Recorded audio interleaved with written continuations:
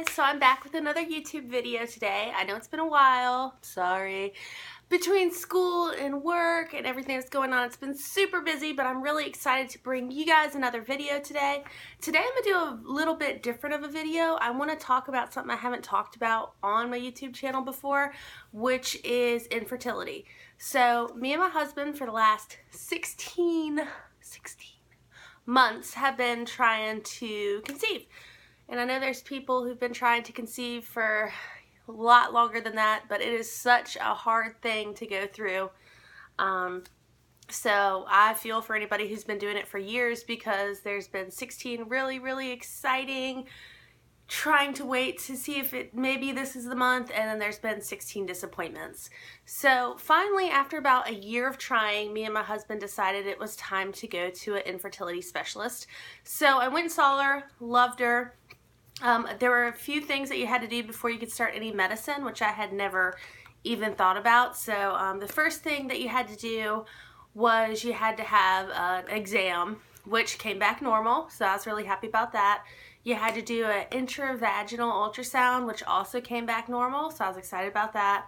Had to do a lot of different blood work, things that have to do with your body being able to have a baby. All that came back normal. So everything for me came back normal, so I was really excited about that. And then my husband, the only thing he had to do was get a sperm sample, which also came back normal. And that struck me as weird, because I never even thought about people who have no infertility problems having having a baby.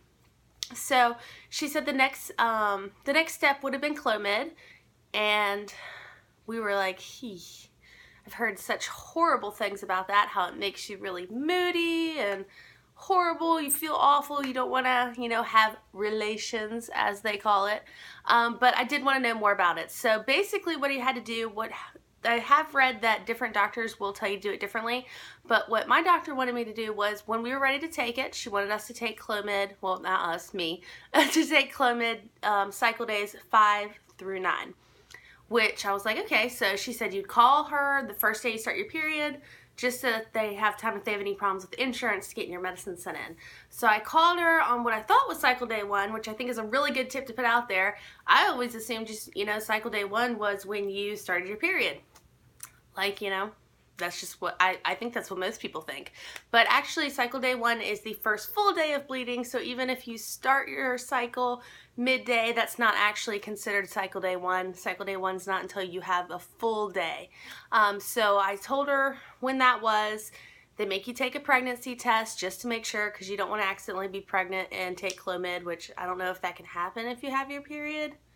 It seems like it shouldn't be able to, but anyways, I just did that. It was negative, of course. And then you wait till cycle days 5 through 9. It's only 5 tablets. I got 50 milligrams. I've already taken them. This is, I guess it's the generic. It's a 50 milligram tablet to start off with, and if it doesn't work, what I've read is they increase your doses. So I took 50 milligrams cycle days 5 through 9. She said cycle days 13 through 20, you needed to have relations every other day, not every day, because that can actually make you have a less chance of conceiving.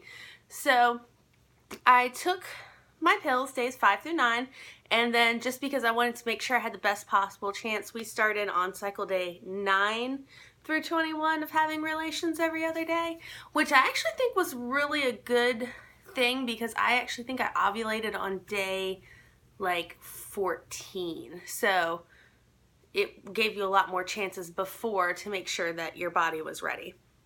So I finished this.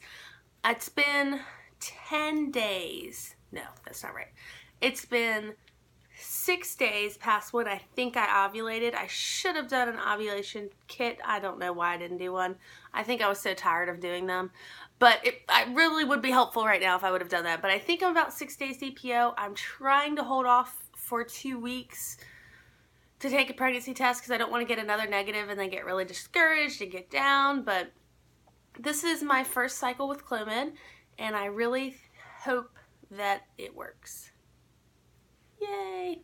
A few things about Clomid. What I did notice when I took it is that I didn't feel moody or angry, or I didn't hurt, I didn't have cramps, I didn't feel nauseous, I didn't really have any of those symptoms, which was a pleasant surprise if I can talk. Sorry, if y'all are seeing, for y'all that don't know, I do have braces. My teeth aren't really dirty, but from back here, I kind of keep thinking I have dirty teeth, but it's actually my braces. Where was I going with that?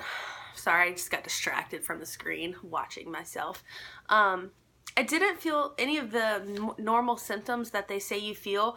I felt very antsy and very jittery, and it was very uncomfortable because I always felt like I had 10 things to do and 5 minutes to do them, but I couldn't remember exactly what I had to do.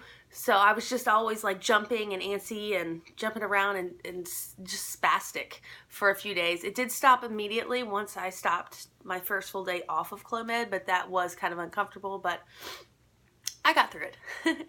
So I just wanted to get on here and update y'all about that, and I'm really hoping that this is the month.